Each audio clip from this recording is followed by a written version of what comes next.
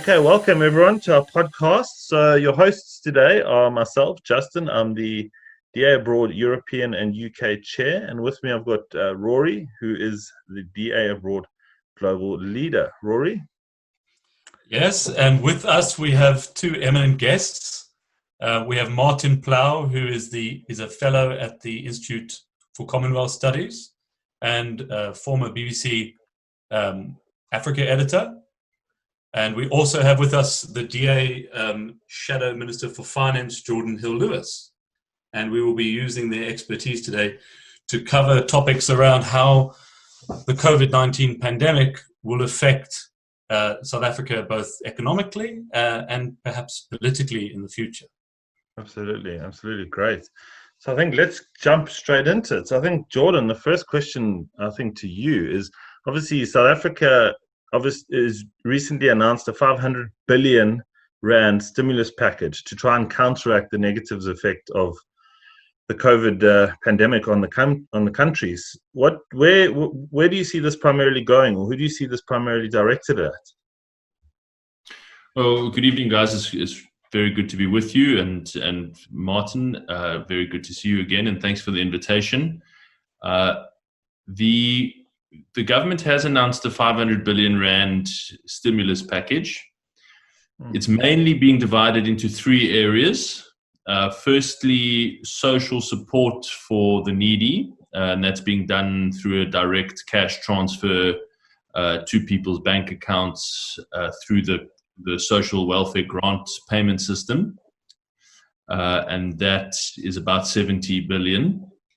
Then there is a significant bit of support for wage earners and salary earners who have lost salary at this time or who have become unemployed. And that's about 40 billion.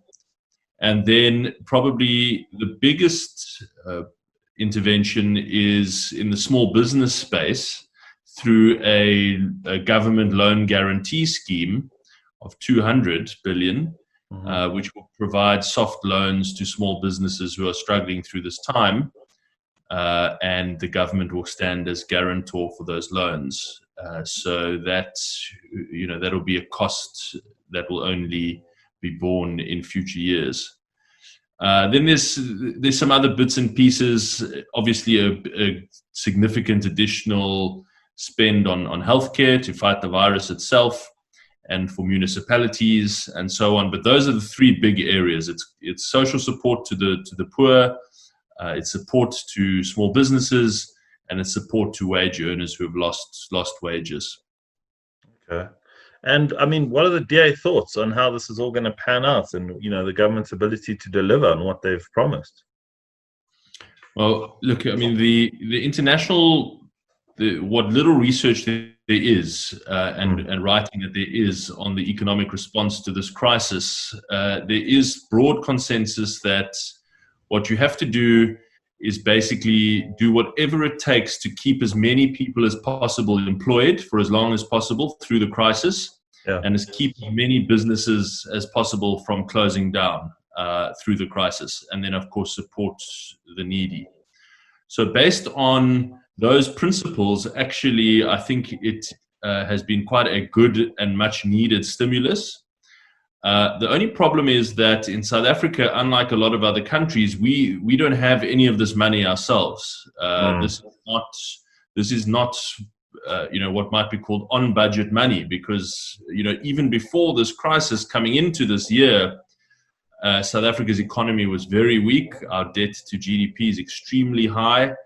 And there's just no room to move in the budget.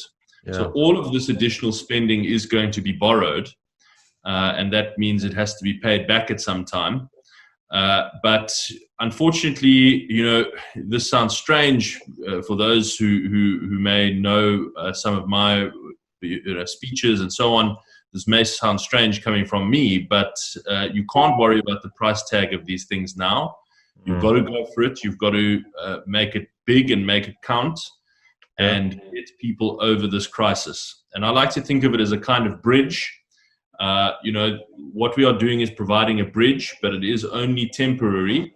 And if you don't provide that bridge, then the economy is permanently smaller and poorer afterwards anyway. So, the benefit is that the stimulus hopefully will pay for itself in years to come by keeping the economy at somewhere reasonably close to the size it was before the crisis. Okay, fantastic. And Martin, you've written, your latest release about South Africa was a book called Understanding South Africa. So what are your thoughts on what's going on at the moment? Well, just responding to what Geordin was saying, I mean, the problem really is that South Africa comes from such a terribly weak position to start with. I mean, you've just had you've been reduced to junk bond status. In fact, in the last couple of days, it's got even worse, which means all the borrowing that you're going to have to do internationally is going to be that much more expensive, which is absolutely appalling, will be crippling for people. And this is, the whole of South Africa is going to have to pay for this. Every single man, woman, and child is now faced with greater debts than it would have had to if there hadn't been a junk bond situation. And that is just tragic. You also have, things like the land bank, which is an absolute bulwark of the whole agricultural sector now in great difficulties. You've got, all sorts of sectors like South African Airways, practically bankrupt. And, this is a terrible position to go into a crisis like this. It's not a good place to begin a crisis with. And, of course, the DA had absolutely nothing to do with this. You've been talking about these problems for years, and rightly so. But the problem is you are in a very, very difficult situation politically. And this is always the problem of all opposition parties. In a major crisis, you have to stand by the people. And that means because the government is reacting, you in effect have to say, well, look, as long as the government's doing more or less the right thing, we'll stand by them. That, of course, is a difficult position to be in. Yeah, absolutely. I would add to that, Martin is absolutely right. That's why we've taken the approach in this crisis that we are going to hold the government to account to the proper management of the crisis, of course, as we always should. But we're also going to fulfill the role of the loyal opposition in a time of crisis by constantly offering as proactive and positive and well-researched proposals as we can. And some of those have got through the maelstrom and been heard by government. Many others have not, of course. But I think that is the right thing to do in a time of national crisis like this. And Martin hits the nail on the head there. Just on the economic situation, again, yes, as I said, our economy was extremely weak coming into this. And a couple of weeks ago, we had a huge spike in the price that our government has to pay to borrow money. It's settled down a bit since then, but clearly there are serious warning signs on the horizon, and there does seem to be a growing consensus that international financial institutions like the IMF are going to have to be involved in South Africa's financial future in the next few years. Now, of course, that's not an ideal situation. No one wants to voluntarily give up, economic sovereignty to these international institutions who would most likely send a team of people here to take over quite a lot of the National Treasury's functions. Yes. But the fact is that outcome is made more and more inevitable by the long-term failure to introduce fundamental economic reform into the economy and in policy. 100%. And obviously, the government appears to be reaching out to IMF and the World Bank and those sort of organizations. But I mean, and you hit the spot on there about those organizations sending expertise to South Africa. But how does this affect policies that are almost central to ANC policies like Triple B, Black Economic Empowerment, Triple B, Double E? Geordin?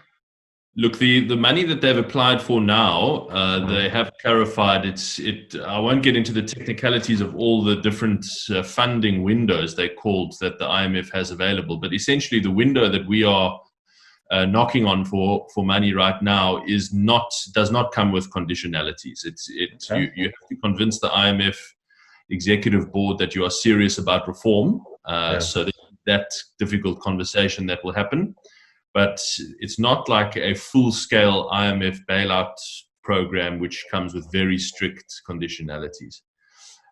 So that is a discussion for the future, but as we said, increasingly likely discussion at some point. I suspect that it will be an extremely difficult position for the ANC to subject itself to that kind of external intervention and decision-making power, which is why I fully predict that the ANC will do almost anything under the sun, anything possible to avoid that. And that has some dangerous implications, for example, for public pension funds and asset prescription and so on. I think that a full-scale IMF program is pretty much the last thing on earth that the ANC would like to do. Absolutely. And Martin, do you see that having, building on Jordan's point there, do you see that having a major impact on the ANC as an organization? Well, the ANC obviously, has had these terrible tensions within it for many years, between those that want to have reform and those that don't want to have reform and want to just keep, to put it frankly, their snouts in the trough. And it's really not that complicated, and it's not even a left-right divide inside the ANC. I mean, it's much more between those that I suppose you could really say want an effective economy that can benefit the people. But I mean, the DA, as I understand it, has now made the decision to really call that the funding should go to the government funding should go to where it is needed, and not to be, shall we say, hived off according to whether you do or don't fit BEE, classification, which is essentially a race classification. And I think that's the right thing to do, but it's going to be very hard to sell to people. And I'd be interested in what Geordin has to say about how that kind of decision is going to be sold. Because when I heard, I think it was John Steenhuisen's remarks today, I mean, he sounded like somebody who was addressing a board of directors, not somebody who was trying to talk to the public. And, I just wonder how you're going to get that story across. Jordan? So I think that, let me just understand correctly. You're saying that it's the right thing to do to oppose that race-based relief? Yes, I do. But, you've got to find a way of selling it that people will understand and accept. And, I think that's the hard part. Well, look, I think that the analogy that I've used in a couple of interviews and I think resonates is to say that, when someone is drowning, you don't rescue them based on any other criteria other than the fact that they are a human being in need and they need rescuing. And the application of race criteria to who gets rescued in the middle of a crisis while the edifice is burning is just, I think, alienating not only to those people who it affects, but alienating to a whole lot of other people who might think actually that is just, there's something really quite toxic about that. So I think it absolutely is the right thing to do, and we've our challenge is to make that point in simple, convincing, and understandable terms. Yeah, I mean, I think you're absolutely right. I think it is the right decision, but it's one of the big problems for the DA, and it's been a problem for a long time, is to convince people that you're not just standing up for the rich, for whites, for the minority groups, and it's not an easy one to get across. I mean, I think I think you're right in doing it. The problem is always how do you sell the policies. And I think some of the things that you've done in, shall we say, the Western Cape, I mean, like I gather that the Cape Convention Centre is going to be turned into a hospital unit. And that's a fantastic initiative. I think there's a lot of stuff that you guys are doing that is right. And that is, in a sense, how I think you have to sell this whole idea that you really, really care for the people. but it's not one that is easily put over, because the ANC will always turn around and say, they only care for the rich. Yeah. So, I mean, Martin, I think one of the things the DA needs to start doing is to be quite open about the philosophical underpinnings of why we are a non-racial party and what that means and what implications that has. And to be open about it and straightforward with the public and put across the message that we are here for South Africans as a whole, no matter what your background is or what your racial classification or gender classification is. I think the DA will need to move in that direction. And you can see in terms of the response the DA is having to the, in some sectors where BE is coming into the relief measures, the DA is moving through with that. And they should be doing that. And I think the South African public as a whole is not as overtly racially aware as perhaps we think they are. Some IRR polling in the past has shown that the South African population puts other things above race. So I think the DA is in a good position to do this and to start to move in the direction that it is always supposed to have moved in, which is as a non-racial party. Absolutely, yeah. Well, I wish you luck with that one. I'm not absolutely convinced that what you say is true. I mean, there may be some polling, but at the end of the day, I spent a good period of time during the last election in the Eastern Cape, and there were an amazing number of people who thought that if you guys ever came into power, they would lose their pensions. It was as simple as that. And they said, I can't vote for that. Now that was just something that you need to get across the really basic issues. But look, these are long-term questions that don't relate necessarily to the current crisis, and it's that difficult issue of how do you, as Geordin was saying, support the government critically, but then come out of it at the end having been shown to play a useful role, but one that nonetheless told the government where they were making mistakes. And it's a very difficult line to tread, I think. And it's not just in South Africa they're finding that. Yeah, it is a difficult line to tread. And I think that, crisis experience, international crisis experience has shown that generally countries tend to rally behind their leaders in times of crisis. So you've seen this huge outpouring of what we call Ramaphoria in South Africa. I don't know if that's a word used internationally, but Ramaphoria, a huge outpouring of affection and support for the president. And I don't think that we've been necessarily worried or stressed by that, because I think that is entirely, we actually went and checked up and in the months after 9/11, for example, George W. Bush's approval ratings were 91%. Not that Ramaphosa and Bush are at all the same, but it does go to the point about times of crisis and people rallying behind their leaders. But you see, I don't think that that's anything to worry about. What we've tried to do is just be present, because the other thing that happens is that obviously when the leader is addressing the country every so often on the evening news and is dominating the response efforts to the crisis itself, there's a lot of oxygen that's sucked out of the room, and there's not that much opportunity for the other parties. And that's the point that Martin has made. So we've just taken the approach that as long as we are present and making positive proposals as best as we can that are well researched and credible and are not reactionary, then we think that we can come out of it positively, as seen to be playing as constructive and positive a role as possible. Awesome, thank you. And I suppose the Western Cape is doing an incredible job, which really does just speak to the DA's role as a government in waiting, and the role they'd like to see South Africans. They'd like for South Africa to see them. I know we've been doing some work, which which will come out in the future, but around expat South Africans, and there's been a huge role that the DA has played that ultimately should have been played by government, but. Another discussion for another time. That's one of the areas that the government has really fallen down on. I mean, there are something like 3,000 South Africans outside of the country who can't get home.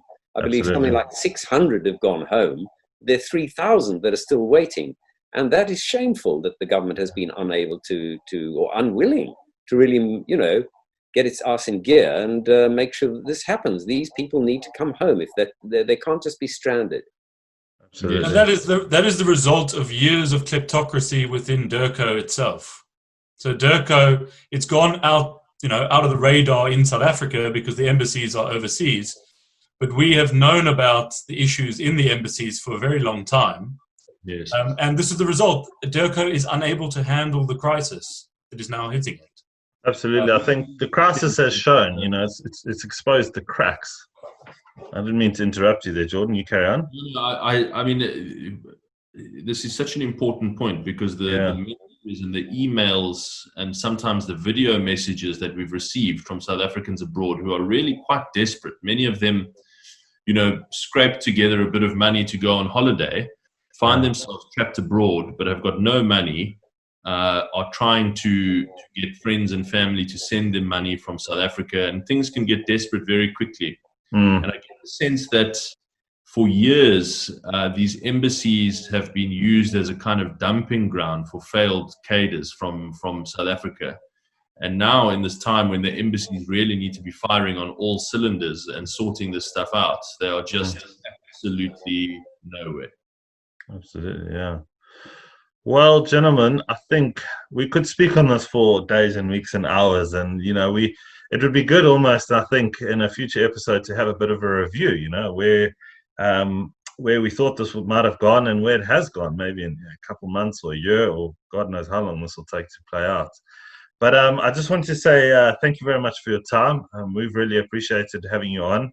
Geordin, thank you for your hard work, and well done, to the DA, and good luck, I suppose, is also the term, trying to take that fine line. And Martin, thank you very much for giving up your time to be with us and for your insight. It's always incredibly helpful and useful. So that brings us to the end of our podcast. Please do listen again next time, and we look forward to seeing your comments. Thanks very much. Thank you. Thank you.